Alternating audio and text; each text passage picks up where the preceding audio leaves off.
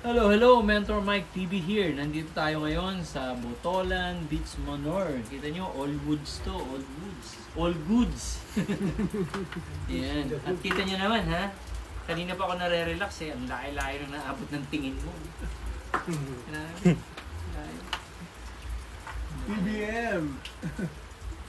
Hi guys, I'm Dred Manalo. I'm one of the mentee of Mentor Mike TV, and this From is Totter Cagayan. Guapo, one of the mentee also, and this is Gio, taga Batanggenyo, so one of the mentee of Sir Mike. Ano ba pag-uusapan natin? Wala eh. Wala kaming script so kung ano, free-flowing lang. So ako po mentor, may question po ako since nandito po tayo sa property niyo. Ah. So kailan po ba mako-consider ng isang negosyante ang pagpili ng property at bakit niya to kino-consider? When you say kailan, ano yun, kailan bibili o Opo, kailan right time na bumili? Una kung may business ka, dapat hindi siya yung capex mo. Hindi siya yung ginagamit mo na kapital, saka opex. Pero kung extra siya, ang tawag dyan land banking. Instead na lalagay mo sa bangko, ang late-late lang naman ng interest sa bangko. So, lagay mo siya sa property. Kasi yung property, wala pa akong nakitang, lalo na kung lupa, wala pang nalulugi sa lupa eh. Nag-appreciate siya, pwede mo siyang tayuan, kagaya nito, tinayuan, pwede mo parentahan, pwede mo pa rin ibenta isang araw. So, walang talo sa property. Wala pa ako nakita. Kahit ngayon Tagaytay, sabi nila nung pumutok ng bulkan, oh, bababa. Eh, magtanong kayo ngayon, magkano sa Highlands? Mahal-mahal na uli. So, wala talaga. Matatalo ka lang dyan kung nung habang pumutok bulkan, nagbebenta ka. Parang stocks yan. Matatalo ka lang kung nung pababa, saka ka nagbenta. It's not that time when you buy, it's the time when you sell. So timing is everything. Eh paano po yun, mentor? Syempre wala pa naman akong million na pambili ng ganito. So katulad ko kasi mahilig po ako mag-travel. Oo. So paano ka kaya may enjoy yung ganitong ano? So kung wala ka pang ano, mas maganda, mag-secure ka muna ng membership card.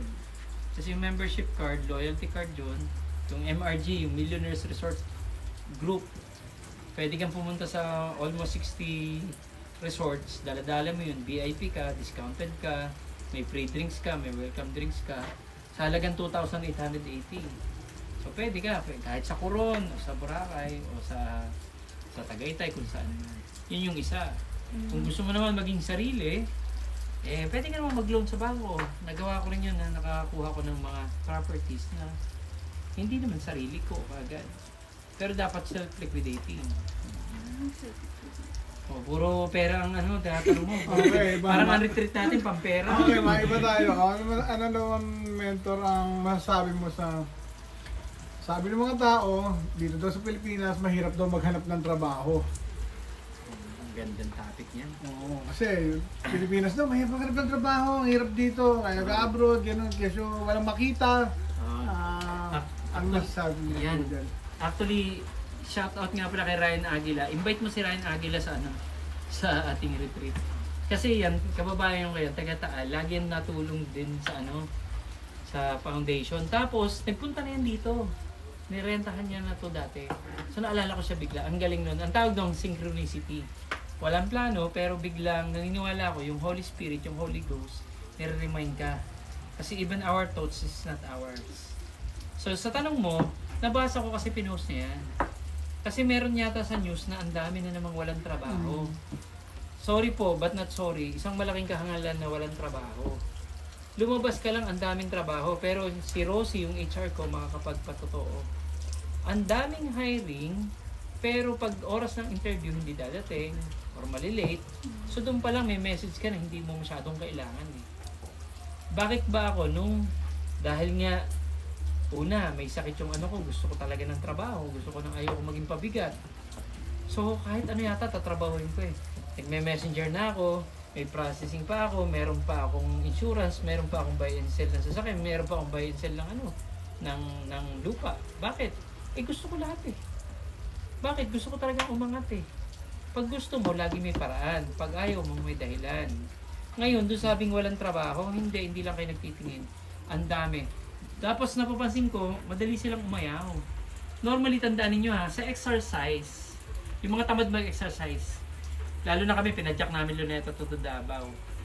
Yung first 20 minutes is the hurdle, yun yung mahirap. Pag nalampasan mo yung 20 minutes, normal na lahat. Ganon din sa work. Yung first 2 years, wag kayo mag-resign. Yun yung normally, nasa transition kayo. After 2 years, nandun na lahat yung knowledge nyo, wisdom.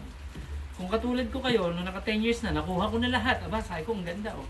Pwede ko ngayon magtayo, pwede akong magnegosyo kasi naintindihan ko, ito pala yung accounting, ganito pala yung HR, ganito pala yung sales, ganito pala yung marketing. May legality pala. Dapat pala may SSS. Putok na yun sa ano. Hindi yung, maliit lang kami, ba't kami mag-SSS? Hindi. Requirements ng batas yan. Sabi, Jura lex sed lex. The law is harsh, but that's the law. And ignorance of law excuses no one. Diba? Oh. Galing. Ako naman, Sir Mike, may tanong lang ako. Since ang business po nyo, ang mga resort, so marami po akong mga kaibigang mga OFW na every year nagbabakasyon dito sa ating bansa. Kaso wala silang kakayanan maka-purchase ng mga property para pang bakasyon. So mayroon po ba kayong pwedeng i-offer? Tama yan. Yung mga OFW kong kaibigan, yung iba kong tinuruan, 3 lang lagi yung pinupunta nila.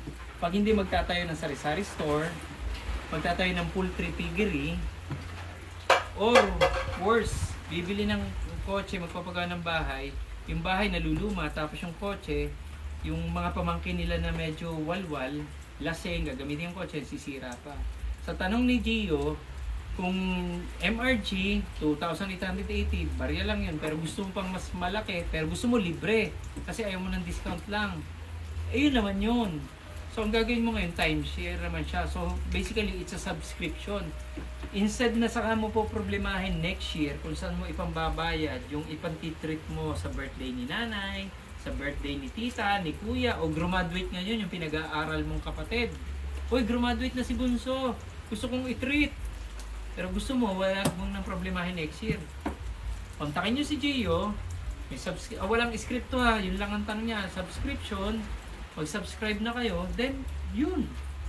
Meron kayo ngayong access sa mga ilang resorts na advance yung binayaran. Pero, hindi nyo na po problemahin next year. So, yung inflation ng pera nyo, na-save nyo. Kasi, alam nyo naman yung inflation, di ba? Yung bigas ngayon, pwedeng yung ating pambili sa next 5 years, mas mahal na sa isang sakong bigas.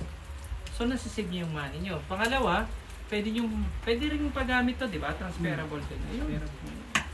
So, yun, try nyo yun. Kontakin nyo si Gio. Sana pala sa end ng ating vlog na to, ilagay sa ilalim yung mga contact ninyo kung saan kayo pwedeng contact. Link. Yun, link siguro. Salamat. Yan, salamat. Bye-bye!